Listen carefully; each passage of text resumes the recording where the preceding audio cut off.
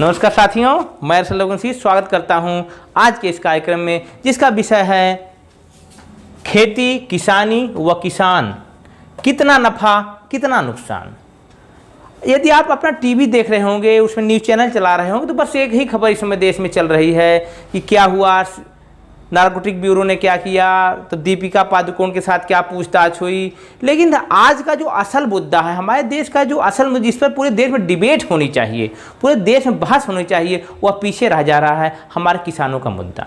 साथियों, आज मैं आप लोगों के सामने एक विशेष वेशभूषा में आने के पीछे मेरा सबसे बड़ी वजह यह है कि मैं अपने किसानों के बारे में बात करना चाहता हूँ। और हमारे किसानों के लिए उनका गमछा, उनका पसीना पोंछने का एक ऐसा साधन होता है जो उनकी मेहनत को, उनके संघर्ष को पोंछ करके उनको शीतलता प्रदान करता है।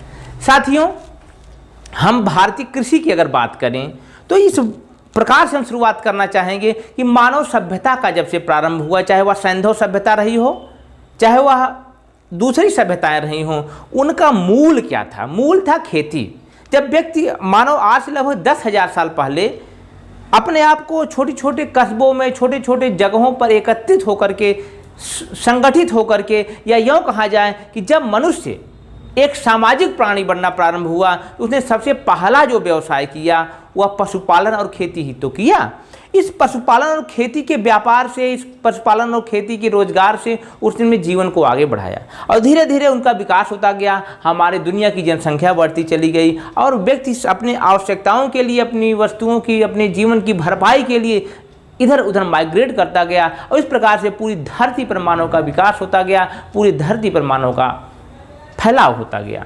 और उसमें से हम सौभाग्यशाली इसलिए हैं क्योंकि हमारे भारत या हमारे राष्ट्र की जो धरती है, या दुनिया की सबसे ज़्यादा उर्वरा या सबसे ज़्यादा फर्टाइल लैंड्स में से एक है। यदि आप एरिया की बात करें तो भारत में लगभग 53% ज़मीन, कुल जो हमारी ज़मीन है उसमें 53% ज़मीन ऐसी है जो कि हमें खेती देती है, जो हमें उपज देती है। साथियों, हम बात करना चाहेंगे अपनी खेती पे, तो उसमें कुछ बातें ऐसी चलेंगी कि यदि हम अपने ऐतिहासिक काल की बात किया करें, जिसमें हम प्राचीन इतिहास की बात करें, तो उसमें भारत की इकॉनमी विश्व की सबसे बड़ी इकॉनमी हुआ करती थी। लगभग 1/3 अर्थव्यवस्था, पूरी दुनिया की लगभग 1/3 अर्थव्यवस्था का जो आधार था वह भारत हुआ करता था। यह बात मैं मुगल कालीन से पहले की कर रहा हूँ। लेकिन धीरे धीरे जैसे जैसे शासन प्रशासन बढ़ता गया, तो जो शासन प्रशासन चलाने का बोझ था या कहीं न कहीं किसानों पर पड़ता चला गया। चाहे वो कैसे भी कर रहे हो, ज़मीन पर लगाए गए भूमि के कर विभिन्न विभिन्न समयों पर विभिन्न राजाओं द्वारा लगाए गए कर रहे हों, उन्हें किसानों पर ही बोझ डाला और पूरे प्रशासन का जिम्मा एक तरीके से किसानों को उठाना पड़ा। चाहे युद्ध रहा हो, चाहे वो अकाल रहा हो, हमेशा किसानों ने ही अपना योगदान दिया।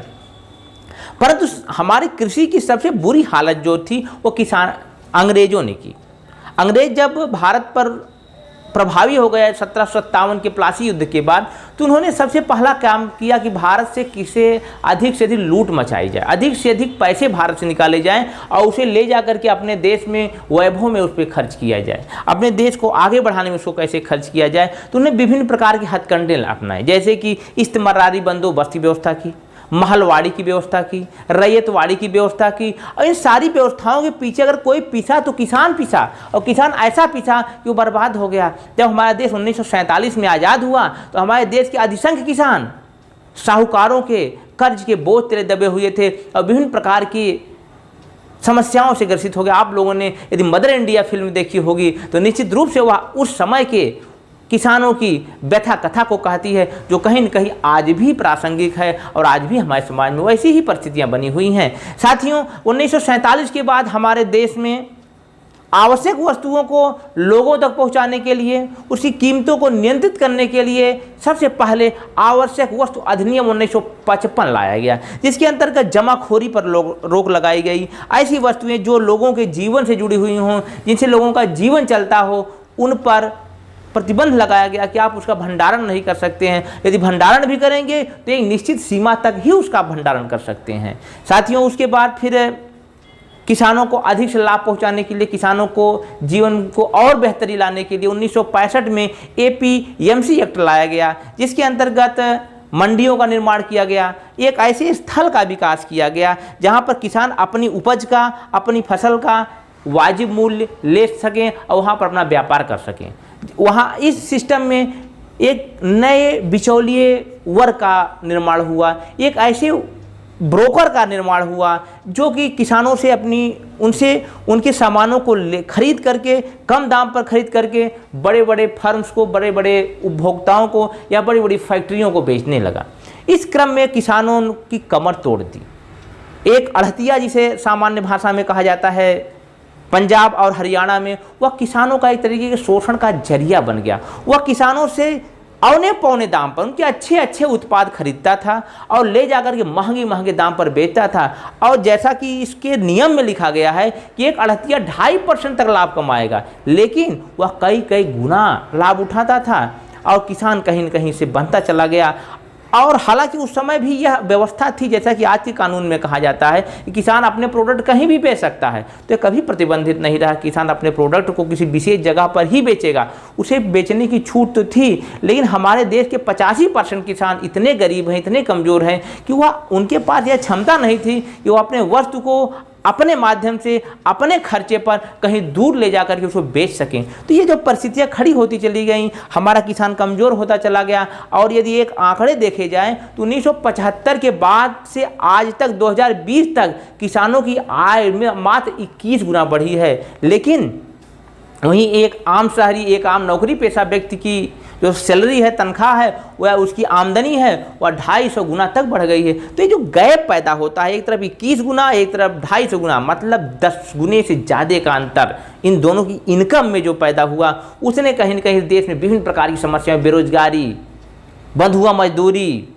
जैसी समस्याओं को खड़ा किया और किसान लगातार इस दौर में पिछड़ता चला गया।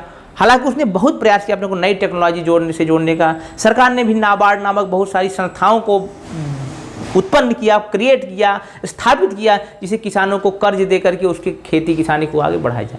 लेकिन कर्ज के बल पर कब तक किसानी आगे बढ़ सकती है? जैसा कि मैं बात करूंगा FAO संस्था की, जो कि विश्व संयुक्त राष्ट्र संघ की एक कृषि पर आधारित संस्था है, वह कहती है कि किसान जब एक उत्पाद के लिए 1 रुपये खर्च करता है तो उसे मात्र 85 पैसे का लाभ होता है।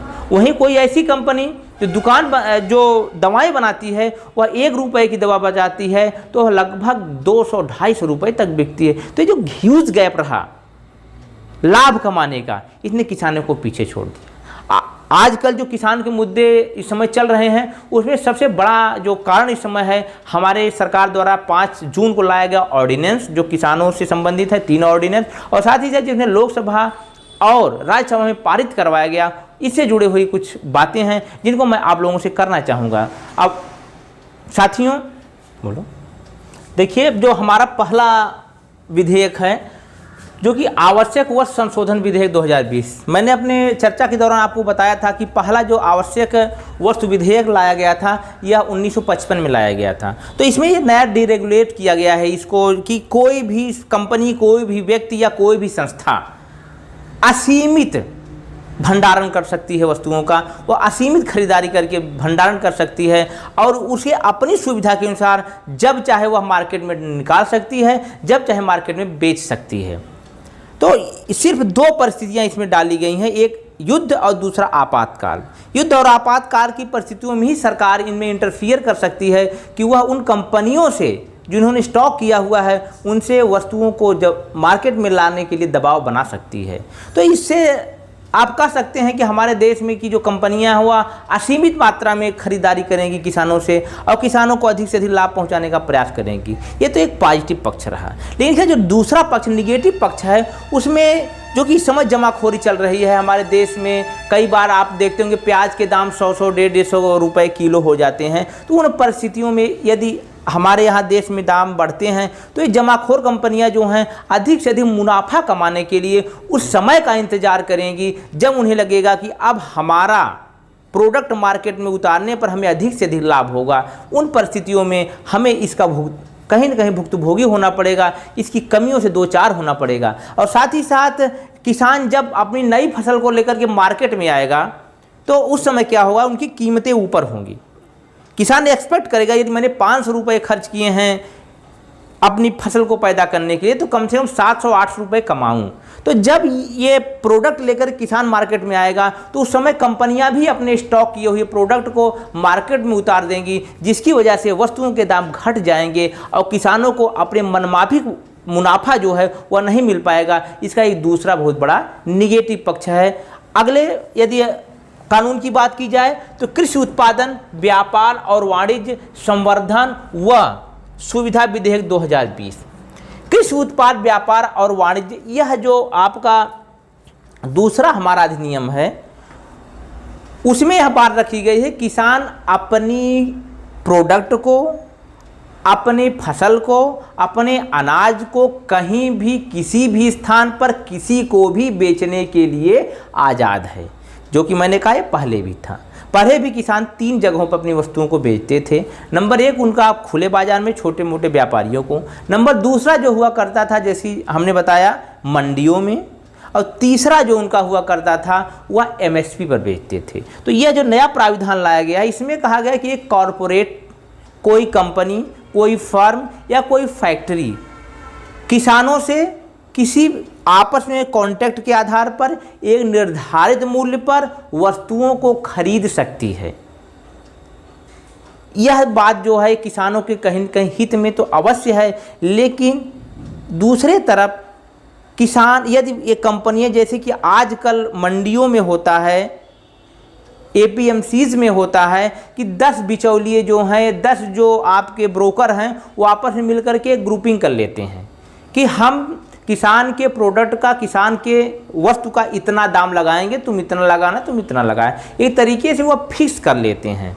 वह समस्या आज भी इस कानून में रह सकती है कि यदि 5 कंपनियां हैं और 5 कंपनियां मिलकर के आपस में निश्चित कर लें कि हम 500 रुपये केजी का 500 रुपये प्रति क्विंटल के हिसाब से ही गेहूं खरीदेंगे, तो किसान कहीं न कहीं बंधा हुआ महसूस करेगा, क्योंकि इस कॉकटेल से निकलना उसके लिए आसान नहीं होगा। एक छोटे किसान के लिए जो 2 क्विंटल या से 10 क्विंटल तक के प्रोडक्ट को लेकर के, गेहूं को लेकर के मार्केट में आता है या धान को लेकर के आता है, तो यह कहीं न कहीं एक निगेटिव पक्ष इस बिल का है। इसमें जो कि बार बात की जा रही इस कानून में जो सबसे बड़ी समस्या, जैसा कि किसान विरोध कर रहे हैं कि उनका मानना है कि कम से कम एमएसपी की कीमत को सरकार को निर्धारित कर देना चाहिए। तो सरकार कहती तो अभी तक केवल 6% किसान ही एमएसपी का लाभ उठा सकते थे। तो इसका क्या मतलब, यदि 6% किसान लाभ उठा सकते थे तो क्या उनके दायरे को नहीं बढ़ाया जाना चाहिए? अधिक से अधिक लाभ किसानों तक नहीं पहुंचना चाहिए? तो सरकार से जो डिमांड है, मेरे अपने तरफ से गुजारिश है कि सरकार को इस बात को मानना चाहिए कि मिनिमम सपोर्ट प्राइस जो होता है, न्यूनतम समर्थन मूल्य है, वह निर्धारित कर देना चाहिए। उसे कानूनी हक दे देना चाहिए किसानों को, उससे कम दाम पर कोई कंपनी आकर के किसानों से सौदा नहीं कर सकती है। नहीं तो फिर किसानों के साथ वही समस्या जस की तस रहेगी और उनके कहने का मतलब है आकाश से गिरे खजूर पे अटके वाली हाल होगी। आइए तीसरे विधेयक की बात करते हैं, मूल्य आश्वासन पर किसान बंदोबस्ती और सुरक्षा समझौता और कृषि सेवा विधेयक 2020। इन विधेयकों के नाम को इतना भारी भरकम रखा गया है कि सामान्य रूप से इनको पढ़ना समझना आसान बात नहीं है उस किसान के लिए जो बेचारा दिन भर अपने खेत में काम करता है और आकर के घर में उसके बाद 2 रोटी खा के सो जाता है। तो इनमें इतने क्लिष्टता लाई गई है कि हमको भी समझने के लिए बड़ी मेहनत करनी पड़ी। जब 4-5 दिन का हमने शोध किया तब कुछ बातें सामने आई। हो सकता है कुछ बातें हमसे छूट भी जा रही हैं, उसके लिए माफ़ी चाहता हूं दोस्तों।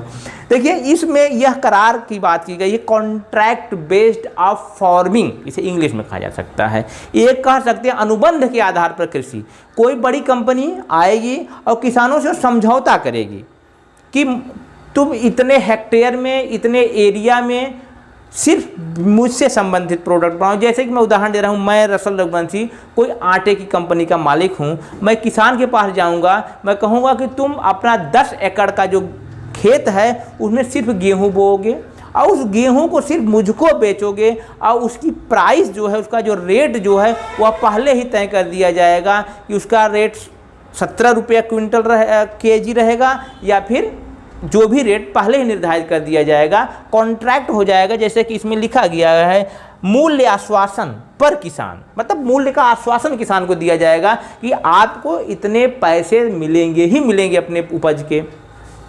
उसके बाद किसान अपनी खेती करेगा, अपनी उपज को पैदा करेगा और ला करके वह उस निश्चित कंपनी से समझौते के आधार पे अपने वस्तु को बेचेगा। यहाँ ला कर लेने का मतलब यह नहीं है कि आपको खुद चल करके किसी फर्म के पास जाना है, या उस कंपनी की जिम्मेदारी होगी कि वह खुद अपने खर्चे पर किसान द्वारा निश्चित किए गए स्थान पर पहुंचकर वहां से उसकी उपज को खुद के खर्चे पर वह अपने माध्यम से, अपने ट्रांसपोर्ट के माध्यम से वह खरीद लेगा और अपने यथास्थान जहां उसे ले जाना वहां ले जाएगा। इससे ये बहुत बड़ा फ़ायदा होगा किसानों को कि उनका जो ट्रांसपोर्टेशन चार्ज होता है जो मंडी तक ले जाने का, उससे उनकी बचत होगी। लेकिन इससे एक नुकसान यह हो सकता है कि मान लीजिए यदि किसान कोई प्रोडक्ट खरीदता है, अनुबंधित करता है, अब उसका मार्केट रेट ज़्यादा हो गया, मान लीजिए 1700 रुपये क्विंटल के हिसाब से गेहूं का दाम निर्धारित हुआ, लेकिन उसका दाम बढ़कर के 2000 रुपया प्रति क्विंटल हो गया, तो 300 रुपये का उसे घाटा होगा, क्योंकि उसने पहले ही डिसाइड कर लिया है कि मुझे इतने में बेचना है। और साथ ही साथ ये कॉन्ट्रैक्ट जो होता है 1 फसल से लेकर के 5 फसल तक होगा।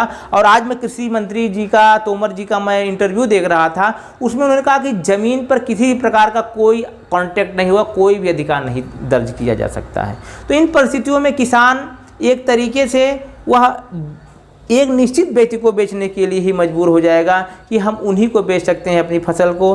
और इससे संबंधित जो विवाद हो सकते हैं, जैसे अब तक क्या होता था, लेन देन का जो विवाद होता था उसे सिविल कोर्ट में ले जाया जा सकता था। लेकिन यह हमारा जो अधिनियम है, इसका सेक्शन 8 यह कहता है कि यदि किसी प्रकार की समस्या दोनों पक्षों में किसी के पास है तो एसडीएम की न्यायालय में एसडीएम स्तर पर अपना एप्लीकेशन देगा। फिर एप्लीकेशन एक निश्चित कमेटी का गठन करेगा जो अपनी जांच के आधार पर इस निष्कर्ष पर निकलेगी कि आखिर न्याय क्या है, उचित क्या है और किसके साथ क्या न्याय होना चाहिए। तो इस प्रकार से इस बातों को जो हम न्यायालय में जा पर हमारी जो विश्वसनीयता होती थी वह एसडीएम के कोर्ट में जाएगी। और एसडीएम की कोर्ट कैसे चलती है, या किसी छुपी हुई बात नहीं है, या किसी से दबी हुई बात नहीं है। तो इस बात के आधार पर हम निर्णय लगा सकते हैं कि किसान जो है एक तरीके से अपने प्रोडक्ट को बेचने के लिए बाध्य होगा, और इससे उसको लाभ भी होगा कि उसे जगह जगह दर दर की ठोकर नहीं खानी पड़ेगी। तो मेरा जो एक विश्लेषण करने का प्रयास है, एक तटस्थ भाव से, यह न दिखाया जाए कि बिल्कुल गलत है और यह न दिखाया जाए कि बिल्कुल सही है।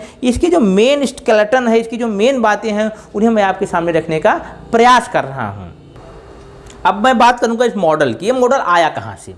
देखिए, यदि इस मॉडल की बात की जाए तो यह 60 दशक से, लगभग इस पिछली सदी की 20वीं सदी के 60वें दशक से यूरोप में लागू है। यूरोप में इसके माध्यम से व्यापार होता है, लेकिन इस मॉडल ने वहाँ पर उतना इफेक्टिव या उतना मजबूती के साथ किसानों का भला नहीं किया जैसा कि एक्सपेक्ट किया जाता है। आज भी यदि सर्वे किए जाएं तो सामान्य जनमानस से अगर तुलना की जाए तो अमेरिका में 45% अधिक किसान आत्महत्या करते हैं, और वहाँ की सरकार उन्हें बाकायदे सब्सिडी देती है, और सब्सिडी भारी मात्रा में दी जाती है। लगभग $60,000 सब्सिडी के रूप में वहाँ की सरकार हर किसान को हर वर्ष देती है। और हमारे देश में यदि तुलना की जाए तो लगभग $200 के आसपास सब्सिडी किसानों को एक साल में प्राप्त होती है। तो इस सब्सिडी के बीच का ह्यूज गैप है।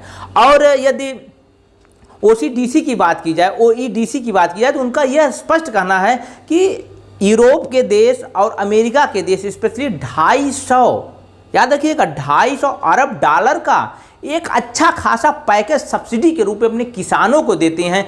तब उनके किसान स्टैंड कर पाते हैं और ग्लोबल स्तर पर, वैश्विक स्तर की जो कृषि मार्केट है उसमें खड़े हो पाते हैं, जिसमें से $100 अरब का जो सब्सिडी है वह सिर्फ और सिर्फ यूरोप के किसानों को दी जाती है। तो इतनी ह्यूज सब्सिडी देने के बाद भी वहाँ पर किसानों को वह स्थान नहीं प्राप्त है जो होना चाहिए। आज भी 1960 के दशक की जो उनकी इनकम थी लगभग वही पड़ी हुई यूएसए में, जैसा कि हमारे बहुत प्रकार के शोध बताते हैं। और साथ ही साथ यदि भारत की बात की जाए कि सन 2000 से लेकर के सन 2016 तक, मतलब 16 वर्षों में ओईसीडी की ही स्टडी के हिसाब से किसानों को लगभग, आपको जान के ताज्जुब होगा, 45 लाख करोड़ का घाटा हुआ है।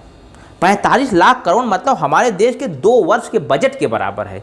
यह इस आधार पर डाटा इकट्ठा किया गया किसान कितने पैसे की लागत से अपनी कृषि करता है और अपने कृषि उत्पाद को बेच करके कितने रुपए कमाता है, कितना उसको लाभ प्राप्त होता है, इस बेस पर स्टडी की गई। कितना ह्यूज अमाउंट किसानों का लॉस होता है और यही कारण है कि हमारे देश में किसानों की आत्महत्या रुकने का नाम नहीं ले रही है। किसान एक बार कर्ज के उस जाल में फंसता है तो फंसता चला जाता है, चाहे वह KCC का लोन हो या किसी अन्य माध्यम से लिया गया, नाबार्ड वगैरह के द्वारा लिया गया लोन है। तो यह जो समस्या है इसके समाधान के लिए कोई मजबूत अभी इस सिस्टम में भी व्यवस्था नहीं की गई है कि किसानों को आखिर किस प्रकार, क्योंकि यह अगर सोचा जाए तो यूरोप और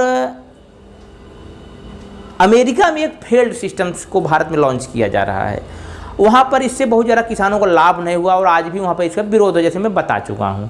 साथियों, वॉलमार्ट जैसी कंपनियाँ हैं जो अमेरिका में बड़े बड़े गोदाम अपना बना करके अच्छा स्टॉक कर लेती हैं, काफ़ी पैसों को स्टॉक कर लेती हैं और उन पैसों से काफ़ी वह अपनी इनकम बढ़ाती हैं अपना, लेकिन किसानों को उनका लाभ नहीं पहुंच पाता है। और रही बिचौलियों की बात, तो बिचौलिए जाने वाले नहीं हैं। वो है जिस प्रकार से अभी तक मंडियों में ब्रोकिंग का काम करते थे, वही काम अब वो बड़ी कंपनियों के साथ करने लगेंगे, तो बिचौलियों तो सेट हो जाएंगे। और रहा मध्यम वर्ग के साथ समस्या यह आएगी कि जब भारी मात्रा में स्टॉक हो जाएगा, भारी मात्रा में वस्तुओं का भंडारण हो जाएगा, तो एक आम शहरी या आम आदमी, मध्यम वर्ग का व्यक्ति, वह जाकर के महंगी वस्तुओं को उसको खरीदना पड़ेगा, क्योंकि वह कहीं न कहीं उन बड़ी कंपनियों के भरोसे हो जाएगा कब वो अपने स्टॉक को रिलीज करें और कब अधिक से अधिक मात्रा में उनकी सप्लाई मिले और वह वस्तुओं का उपभोग कर सके। तो कहीं न कहीं मध्यम वर्ग भी इससे प्रभावित होगा, जो कि इससे अपने आप को अलग समझ रहा है, उसे लग रहा है कि इससे मुझे कोई नुकसान नहीं होने वाला है।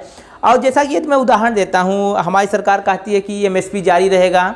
MSP जब आज 6% किसान MSP का लाभ उठा पा रहे हैं, तो इस सिस्टम के बाद तो हमारी सरकारी व्यवस्था और डाउन हो जाएगी। जैसा कि हमारे देश BSNL है, BSNL हमारे देश की सरकारी दूरसंचार कंपनी है, लेकिन प्राइवेट कंपनियों के आने के बाद किस प्रकार से उसकी क्षरण हुआ, किस प्रकार से उसकी दुर्गति हुई और आज वह कहाँ पर पहुँच गया है। सरकार उसको ज़बरदस्ती चला रही है, पैसे दे दे करके, फंडिंग करके, वही स्थिति होगी। और यदि हम बात की जाए मंडियों की बात की जाए, जिन मंडियों जिसे APMC की बात की जाए, तो वहाँ पर धीरे धीरे सरकार को, जो राज्य सरकारें होती हैं, उनको वहाँ से टैक्स भी मिलता है किसानों से। वह जब टैक्स नहीं मिलेगा, अधिक से अधिक वहाँ पर बिक्री और खरीदारी नहीं होगी, तो APMC जो आपकी जो मंडियाँ स्वतः ही समाप्त होने की कगार पे आ जाएंगी। और जब मंडियाँ समाप्त हो जाएंगी तो कहीं न कहीं कंपनियों का प्रभाव और मजबूती से किसानों पर पहुंचेगा, जो कहीं न कहीं देश के लिए और किसानों के लिए साइड इफेक्ट होगी। जैसा कि मैंने जियो और BSNL के उदाहरण से आपको समझा देना चाहता हूँ कि जियो ने किस प्रकार से पहले फ्री में करते हुए पूरे मार्केट को कैप्चर कर लिया। आज आपकी 30% मार्केट पे उसका कैप्चर है और केवल टेलीकॉम के सेक्टर में 3 कंपनियां बच गई इस देश में। आप जानते होंगे एयरटेल, जियो और वोडाफोन और आइडिया आपस में संयुक्त गठबंधन करके अपने आप को बचाई हुई हैं। तो इस प्रकार जब बड़े प्लेयर्स गेम खेलेंगे तो छोटे प्लेयर रिमूव हो जाएंगे और लॉन्ग टर्म में इसका नुकसान भी किसानों को हो सकता है, ऐसा मेरा मानना है। साथियों, यदि हम समाधान की बात करें तो आप कहेंगे समाधान क्या है। त्रिलोचन शास्त्री IIM के प्रोफेसर हैं, उन्होंने एक स्टडी की। वह पूरे अपनी छुट्टी लेकर के अपने कॉलेज से, अपने इंस्टीट्यूशन से, वह पूरे देश के किसानों के बीच उन्होंने भ्रमण किया और भ्रमण के दौरान उन्होंने पता किया कि किस प्रकार से किसानों को बचाया जा सकता है। और 36,000 किसानों को मिला करके उन्हें इस प्रकार की व्यवस्था की कि वह सीधे सप्लायर्स के पास सामान को बेचते हैं और 36,000 किसान एकजुट होकर के अपने सामान को बेचते हैं। और आज की रेट में, आज की इस वर्तमान की बात की जाए तो MSP से ज़्यादा रेट उन किसानों को प्राप्त होता है उन कंपनियों के माध्यम से। इस प्रकार से हम समझ सकते हैं कि हम एक इस प्रकार का व्यवहारिक मॉडल डेवलप कर सकते हैं जिसके आधार पर हम अपने देश को, अपने कृषि को बचा सकते हैं। नहीं तो मैं एक बात अंत में कहना चाहूँगा अपने किसान भाइयों के लिए कि कहीं ऐसा ना हो कि आकाश से गिरे और खजूर पे अटके वाली हाल हो जाए। अभी तक तो किसानों का भयानक शोषण होता ही था, आगे भी वो जारी न रहे। हालांकि सरकार ने परिवर्तन का प्रयास किया है, लेकिन हमें किसी पश्चिमी मॉडल पर नहीं जाना चाहिए। हमें भारत की वर्तमान जो परिस्थितियां हैं, जो किसानों की वास्तविक समस्याएं हैं, उनसे बचाने के लिए भारतीय मॉडल को आगे लाना चाहिए। इसके लिए लंबा शोध करना पड़ेगा, लंबा रिसर्च करना पड़ेगा। इन्हीं बातों के साथ मैं आप लोगों से यह उम्मीद करूंगा कि मेरे वीडियो को आपने देखा होगा, और यदि मेरे वीडियो आपको इन्फॉर्मेटिव लगते हैं, जानकारी वाले लगते हैं, तो इस चैनल को लाइक करिए, सब्सक्राइब करिए और अपने दोस्तों तक पहुँचाने में मेरी सहायता करिए। इन्हीं बातों के साथ मैं रघुवंशी आपसे विदा लेता हूँ। अगले रविवार फिर एक नए टॉपिक के साथ आपके सामने उपस्थित होऊंगा। तब तक खुद को, अपने परिवार को, अपने वातावरण को शुद्ध रखिए, स्वस्थ रखिए। इन्हीं बातों के साथ नमस्कार साथियों।